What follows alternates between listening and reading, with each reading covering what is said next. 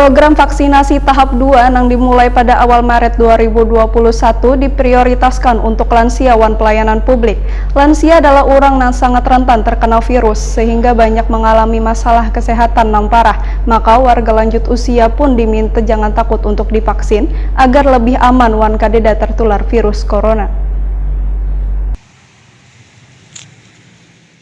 Program vaksinasi tahap 2 yang dimulai pada Maret 2021 diprioritaskan untuk lansia wan pelayanan publik. Lansia adalah orang yang sangat rentan terkena virus sehingga banyak mengalami masalah kesehatan yang parah. Maka warga lanjut usia pun diminta jangan takut untuk divaksin agar lebih aman wan kereda tertular virus corona. Karena sehabis divaksin kereda mengalami efek kesehatan. Demikian dipadahkan Ketua DPRD Banjarmasin Hariwijaya, Wetakoni Prima TV jelang tengah hari Kamis 18 Februari 2021. Politisi Partai Amanat Nasional ini pun meminta pemerintah kota lebih intensif wan rinci melakukan sosialisasi sehingga mereka betul-betul memahami manfaatnya dengan baik. Hariwijaya menegaskan bila dirinya sudah 2 kali divaksin Sinovac sehingga berani menyatakan bila vaksin tersebut aman. Nantinya seberatan anggota Dewan Banjarmasin pun akan divaksinasi karena sebagai langkah untuk memerangi virus corona agar bisa hilang.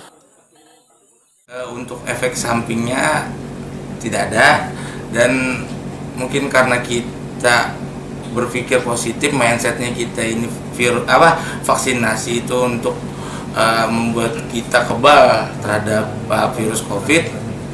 Alhamdulillah sampai saat ini tidak ada dapat efek samping yang istilahnya merugikan diri sendiri. Jadi segar aja. Sementara itu, program vaksinasi tahap 1 diperuntukkan utamanya bagi tenaga kesehatan. Kemudian di tahap kedua pada bulan Maret dengan sasaran bubuhan lansia wan pelayanan publik.